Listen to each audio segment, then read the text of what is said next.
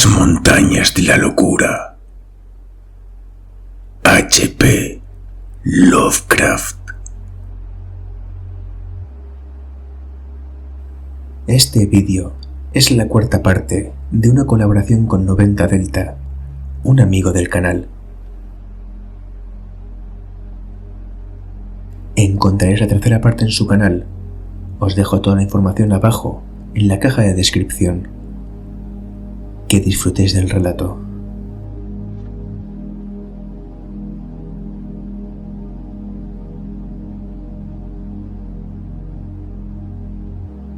Solo con enorme vacilación y repugnancia permito a la memoria que vuelva al campamento de Lake y a lo que allí encontramos verdaderamente, y a aquella otra cosa que se encuentra más allá de las montañas de la locura. Siento la constante tentación de rehuir los detalles y dejar que las insinuaciones ocupen el lugar de los hechos y de las inevitables deducciones. Espero haber dicho ya lo suficiente para que se me permita mencionar apresuradamente lo demás, es decir, el horror del campamento. He hablado del terreno devastado por el viento, de los cobertizos dañados, del desorden de la maquinaria, de la inquietud de los perros, de la desaparición de trineos y otros objetos, de la muerte de hombres y perros, de la desaparición de Gedney y de los 6 ejemplares biológicos enterrados de forma que dijérase obra de un loco, procedentes de un mundo muerto hacía 40 millones de años y con sus tejidos extrañamente incólumes a pesar de todos los años de la estructura. No recuerdo si he dicho que cuando contamos los cadáveres de los perros advertimos que faltaba uno. No pensamos mucho en ello hasta más tarde. Y en realidad, solamente lo hemos hecho Danforth y yo. Lo principal que he venido callando tiene que ver con los cadáveres y con ciertos detalles sutiles que pueden dar o no una especie de explicación horrenda e increíble del aparente caos. En su momento, traté de mantener la mente de todos alejada de estas cosas, pues era mucho más sencillo y mucho más normal achacarlo todo a un ataque de locura de algunos de los hombres del grupo de Lake. Por el aspecto que ofrecía todo, el viento demoníaco, llegado desde las cumbres, debió bastar para enloquecer a cualquiera que se hallara en aquel centro, todo el misterio y toda la desolación de la tierra. La anomalía que lo remataba todo era, naturalmente, las condiciones en que se hallaban los cadáveres, tanto los de los hombres como los de los perros.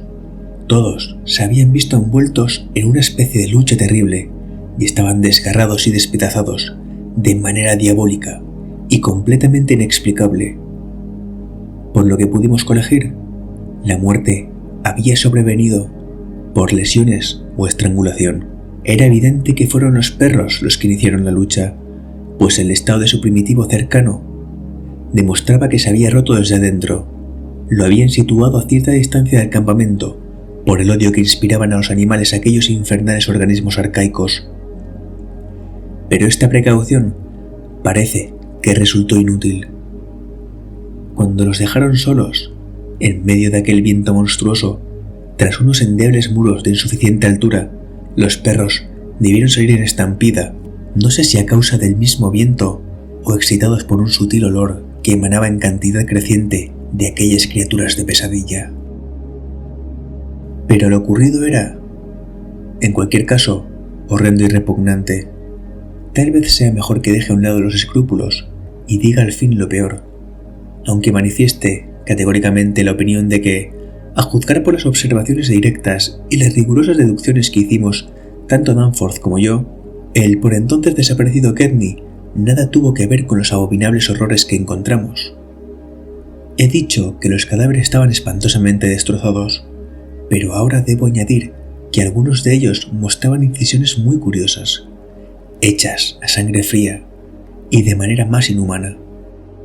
Me refiero tanto a los perros como a los hombres. Los cuerpos más sanos y gruesos de cuadrúpedos y bípedos estaban despojados de las partes más carnosas, como si hubieran pasado por las manos de un hábil carnicero, y en torno suyo había sal esparcida, procedente de las cajas de provisiones que se hallaban en los aeroplanos y que habían sido saqueadas, lo que evocaba las más horribles imágenes. Todo había ocurrido en uno de los rudimentarios cobertizos, del cual habían sacado uno de los aeroplanos. Los vientos habían borrado después todas las huellas que hubieran podido servir de base una teoría plausible. Los trozos de ropas que estaban esparcidos, arrancados brutalmente de los cuerpos que mostraban las incisiones, no ofrecían ningún indicio. De nada sirve sacar a relucir aquí las huellas que hallamos débilmente marcadas sobre la nieve en una esquina resguardada del destrozado cercado, pues no tenían nada que ver con huellas humanas, sino que estaban claramente relacionadas con aquellas huellas fosilizadas de las que el pobre Lake había estado hablando las semanas anteriores. Era necesario frenar la imaginación al socaire de aquellas ensombrecedoras montañas de locura. Como ya he dicho, resultó que Gedney y uno de los perros habían desaparecido. Al descubrir aquel terrible cobertizo, habíamos echado de menos a 2 perros y a 2 hombres, pero la tienda de disección, poco dañada, en la que entramos, después de investigar las monstruosas tumbas, tenía algo que revelarnos. No estaba como Lake las había dejado, pues los trozos cubiertos de aquella monstruosidad primigenia ya no se hallaban sobre la improvisada mesa de disección. De hecho, ya nos habíamos percatado de que uno de esos 6 seres imperfectos y demencialmente inhumanos que habíamos encontrado, el que conservaba vestigios de un olor singularmente odioso, debía corresponder al conjunto de los trozos del ente que Lake había tratado de estudiar. Sobre la mesa del laboratorio y alrededor de ella había esparcidas otras cosas, y no tardamos en adivinar que eran los trozos, minuciosa pero extraña y torpemente diseccionados, de un hombre y un perro. Callaré el nombre de aquella persona en atención a los sentimientos de sus familiares. Habían desaparecido los instrumentos de cirugía de Lake, pero sí había señales de que habían sido limpiados cuidadosamente. También se había esfumado la estufa de gasolina, aunque sí encontramos un curioso revoltijo de cerillas. Enterramos los restos humanos junto a los otros 10 hombres, y los restos de los perros junto a los cadáveres de los otros 35 animales. En cuanto a las extrañas manchas de la mesa del laboratorio y el desordenado montón de libros ilustrados, violentamente manoseados, que había a su lado, nos encontrábamos demasiado aturdidos para hacer conjeturas sobre ello.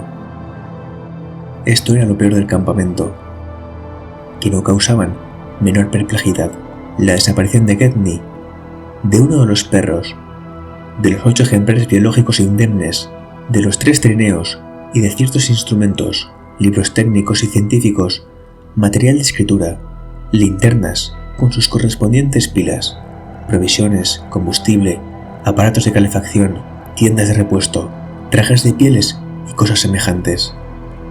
Estaban más allá de cualquier hipótesis razonable, como tampoco había explicación para los borrones de tinta hallados en ciertos pedazos de papel, ni para las pruebas evidentes de que los aeroplanos y los otros instrumentos mecánicos, tanto en el campamento como junto a las perforaciones, habían sido manipulados ineptamente. Los perros parecían no poder soportar la maquinaria tan extrañamente desordenada. Luego también estaba el asalto a la despensa, la desaparición de ciertos alimentos de primera necesidad y las latas cómicamente apiladas y abiertas por los procedimientos y lugares más increíbles. La abundancia de cerillas esparcidas, intactas, rotas o gastadas constituía otro enigma menor, así como de 2 o 3 lonas de tienda y algunos abrigos de pieles que encontramos tirados en el suelo con cortes hechos, al parecer al azar, pero que posiblemente se hicieron al tratar de adaptar unas y otras a usos difíciles de imaginar. El maltrato de los cuerpos humanos y caninos y la demente inhumación de ejemplares arcaicos encajaban con aquella aparente locura destructora, con vistas a una eventualidad como la que estábamos viviendo ahora. Fotografiamos cuidadosamente todas las muestras de mesánico desorden perceptibles en el campamento. Utilizaremos las reproducciones para apoyar nuestros ruegos de que no parta la proyectada expedición de Starkweather Moor. Lo primero que hicimos cuando encontramos los cuerpos en el cobertizo fue fotografiar y abrir la fila de tumbas cubiertas con montículos de nieve en forma de estrella. No pudimos sino advertir la semejanza que había entre aquellos monstruosos montones de nieve, con sus conjuntos de puntos agrupados, y la descripción que nos había hecho el desgraciado de Lake, de los insólitos pedazos de esteatita verdosa, y cuando encontramos algunos de estos pedazos en el gran montón de minerales, advertimos que la semejanza era, efectivamente, muy grande. He de decir, claramente, que con toda aquella configuración recordaba abominablemente la cabeza en forma de estrella de aquellos seres arcaicos, y todos estuvimos de acuerdo en que esta semejanza debió de ejercer una poderosa influencia en la mente de los hombres de Lake, hipersensibilizados por el cansancio. Porque la locura, centrada en Gedney como único posible superviviente, fue la explicación espontáneamente adoptada por todos, al menos en cuanto a lo que se expresó verbalmente, aunque no incurriré en la ingenuidad de negar que cada uno de nosotros probablemente abrigaba la más descabellada explicación que la cordura nos impidió formular.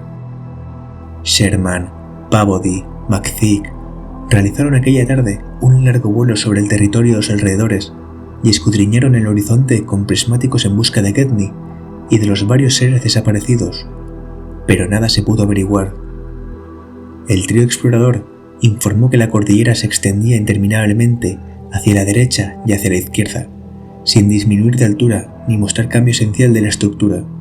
En algunos de los picos, sin embargo, las formaciones de cubos y de bastiones eran más claras y acusadas, y presentaban semejanzas doblemente fantásticas con las ruinas de las tierras altas de Asia pintadas por Roerich. La distribución de las crípticas bocas de cueva en las negras cimas desprovistas de nieve parecía más o menos regular hasta donde la vista podía alcanzar. A pesar de todos los horrores presentes, conservamos celo científico y curiosidad suficientes como para preguntarnos acerca de las regiones desconocidas que se hallarían al otro lado de las misteriosas montañas. Como dijimos en nuestros partes, siempre cautelosos, descansamos a medianoche, después de un día de espanto y desconcierto, mas no sin antes pertreñar un plan provisional para sobrevolar una o varias veces más la cordillera con un aeroplano poco cargado, máquina de fotografías aéreas y un equipo de geología, a partir de la mañana siguiente. Se decidió que Danforth y yo hiciéramos la primera tentativa, y con el propósito de despegar temprano nos levantamos a las 7, pero el fuerte viento, mencionado en nuestro boletín para el mundo exterior, retrasó la partida hasta casi las 9.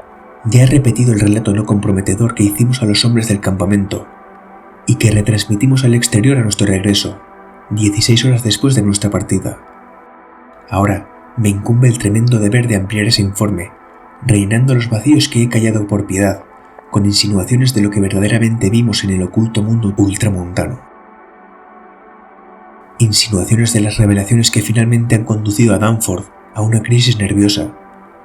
Quisiera que él añadiera unas palabras sinceras acerca de lo que cree que él solamente vio.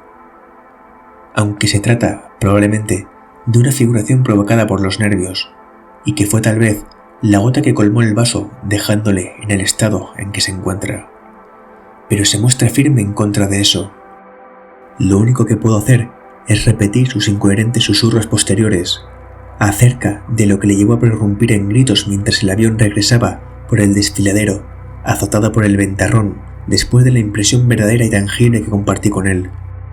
No diré más. Si las claras señales que hay en lo que revele de los remotos horrores supervivientes no bastan para impedir que otros adentren en la Antártida interior, o al menos para que no curioseen demasiado profundamente bajo la superficie de ese supremo yermo de prohibidos arcanos y desolación inhumana maldita durante eones, la responsabilidad de males indecibles y tal vez incalculables no será mía. Danforth y yo, al estudiar las notas tomadas por Peabody en su vuelo de la tarde y de hacer algunas comprobaciones con el sextante, habíamos calculado que el paso más bajo que ofrecía la cordillera se encontraba a nuestra derecha, a la vista del campamento, y a una altura de 23 o 24.000 pies sobre el nivel del mar. Partimos, pues, rumbo a ese lugar, en el aligerado aeroplano, a iniciar nuestra expedición al descubrimiento. El campamento, situado en unas estribaciones que se alzaban sobre una elevada meseta continental, se hallaba a una altura de alrededor de 12.000 pies. Por tanto, lo que necesitábamos subir no era tanto como a primera vista pudiera parecer. No obstante, a medida que ganábamos altura, nos dimos cuenta de que el aire se enrarecía, pues, a causa de las condiciones de visibilidad, Tuvimos que dejar abiertas las ventanillas de la carlinga. Naturalmente, llevábamos puestas las pieles de mayor abrigo. A medida que nos aproximábamos a las adustas cumbres, que se elevaban oscuras y siniestras, por encima de la nieve hendida por los desfiladeros y los glaciares que rellenaban las quebradas, fuimos percibiendo más y más aquellas formaciones extrañamente regulares que se adherían a las laderas, y volvimos a pensar en las estrambólicas pinturas asiáticas de Nicholas Roerich. Los antiquísimos estratos rocosos, erosionados por los vientos, confirmaron plenamente todos los boletines de Lake, y vinieron a demostrar que aquellos picos se habían alzado allí exactamente del mismo modo desde eras sorprendentemente tempranas de la historia de la Tierra, quizá durante más de 50 millones de años. Sería vana ocupación tratar de calcular a qué altura llegaron, pero cuánto se percibía en tan extraña región hacía pensar en oscuras influencias atmosféricas contrarias a las mudanzas y calculadas para dilatar los usuales procesos climáticos de desintegración de las rocas. Pero lo que más nos fascinó e inquietó fue el revoltijo de cubos regulares, de bastiones y de bocas de cueva que vimos en las laderas. Los estudié con la ayuda de los prismáticos y los fotografié mientras Danforth pilotaba. De vez en cuando le relevaba, aunque mi pericia como aviador no pasaba de ser la de un aficionado. Para permitirle que utilizara los prismáticos, podíamos ver sin dificultad que gran parte de los cubos eran de cuarcita arcaica, más bien arenosa, distinta de todo cuanto podíamos ver en grandes extensiones de terreno de la superficie general, y también que su regularidad era muy grande y misteriosa, hasta un punto que el pobre Lake apenas había podido sugerir. Como él había dicho, tenían los bordes desmoronados, redondeados debido a incontables eones de erosión salvaje, pero su inexplicable solidez y la dureza del material de que estaban formados habían logrado que perduraran a pesar de todas las inclemencias. Muchas de sus partes, especialmente las más cercanas a las laderas, parecían ser de sustancia idéntica a la de la superficie rocosa que las rodeaba. Todo ello recordaba las ruinas de Machu Picchu en los Andes, o los primitivos muros de cimientos de Kish, excavados por una expedición de Field Museum de Oxford, 1929. Y tanto Danforth como yo tuvimos esa misma impresión, de que se trataba de bloques ciclópeos separados que Lake había atribuido a Carroll, su compañero de vuelo. No me era posible, la verdad sea dicha, explicar con la presencia de tales cosas en aquel lugar, y me sentí extrañamente humillado como geólogo. Las formaciones ígneas, como las volcánicas, presentaban con frecuencia extrañas regularidades, como la afamada calzada de los gigantes de Irlanda, pero esta sobrecogedora cordillera, pese a las primeras suposiciones de Lake acerca de la existencia de conos volcánicos humeantes, tenía, por encima de todo, una estructura que, evidentemente, no era volcánica.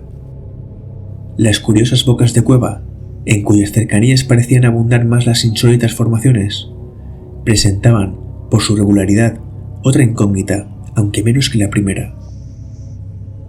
Como había dicho el boletín de Lake, eran aproximadamente cuadradas o semicirculares, como si una mano mágica hubiera dotado de una mayor simetría a los orificios naturales.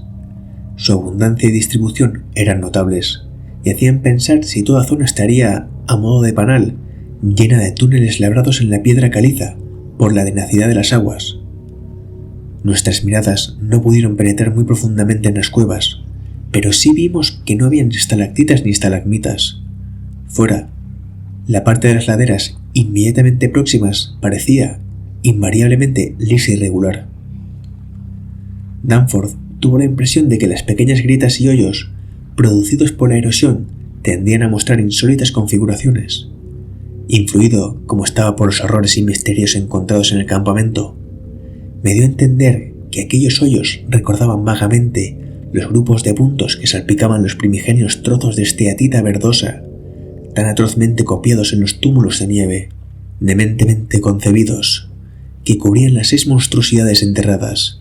Habíamos ascendido gradualmente, al volar sobre las estribaciones más altas y a lo largo de la garganta relativamente baja que habíamos elegido. A medida que avanzábamos, mirábamos algunas veces hacia la nieve y el hielo del camino por tierra, y nos preguntamos si hubiéramos podido tratar de llevar a cabo la expedición con el equipo más sencillo de épocas anteriores, y vimos con sorpresa que el terreno no era difícil en la medida que suele ser esos lugares, y que, pese a las grietas de los glaciares y otros obstáculos duros de vencer, no era probable que la dificultad del terreno hubiese detenido los trineos de un Scott, un Shackleton o un Amundsen. Algunos de los glaciares parecían llevar a gargantas que los vientos limpiaban de nieve con rara continuidad, y cuando llegamos al paso que habíamos elegido, vimos que este no constituía una excepción. La tensa expectación que experimentamos cuando nos disponíamos a rodear la cima y asomarnos a un mundo jamás hollado apenas cabe describirse por escrito, aunque no teníamos motivo alguno para pensar que las tierras que se extendían al otro lado de las montañas fueran esencialmente distintas de aquellas que ya habíamos visto y atravesado. El aire de maligno misterio de aquella barrera montañosa y del incitante mar del cielo, oparescente, fugazmente entrevisto entre las cumbres, era algo tan tenue y sutil que no cabe explicarlo con palabras. Se trataba, más bien, de una cuestión de difuso simbolismo psicológico y de asociaciones estéticas, un algo antes mezclado con pinturas y poemas exóticos y con mitos arcaicos que acechaban en los libros rehuidos y prohibidos. Aunque la fuerza del viento conllevaba una extraña tensión de malignidad consciente y durante un segundo pareció que su sonido compuesto había un extravagante silbido musical o un fino tono de gaita que se extendiera a lo largo de las notas de una amplia escala cuando el poderoso hálito del viento entraba en las omnipresentes bocas de las cuevas para luego salir de ellas con ímpetu sonoro. Había en estos sonidos una nota vaga que repelía, tan compleja e imposible de identificar como cualquiera de las otras oscuras impresiones del día. Nos encontrábamos ahora, después de la lenta ascensión, a una altura de 23.570 pies, según el barómetro, y habíamos dejado atrás, definitivamente, las regiones de suelos cubiertos de nieve. Allá arriba solamente se veían oscuras y desnudas laderas de roca y el nacimiento de glaciares de ásperas aristas. Pero aquellos inquietantes cubos, bastiones y bocas de cuevas resonantes añadían un algo portentoso, antinatural, fantástico, semejante a un sueño. Mirando a lo largo de la hilera de elevadas cumbres, creí ver la mencionada por el desgraciado de Lake, un pico coronado por un bastión que se elevaba sobre la misma cima. Parecía estar medio envuelto en una extraña neblina antártica, una neblina que probablemente sugirió a Lake la idea del volcanismo. La garganta se abría inmediatamente ante nosotros, lisa y barrida por el viento, entre abruptas elevaciones de maligno ceño. Más allá, se veía un cielo perturbado por torbellinos de vapores e iluminado por el bajo sol polar, el cielo de los misteriosos reinos de un más allá que, según creíamos, jamás había sido visto por los ojos humanos. Unos pies más de altura y veríamos esos reinos, Danforth y yo, incapaces de hablarnos, excepto a gritos, en medio de aquel viento veloz que rugía y ululaba en la garganta sumándose al estruendo de los motores sin silenciador. Intercambiamos elocuentes miradas y luego, tras ascender aquellos pies más, miramos por encima de la vertiente divisoria hacia los secretos nodos entrañados de una tierra más antigua y totalmente extraña.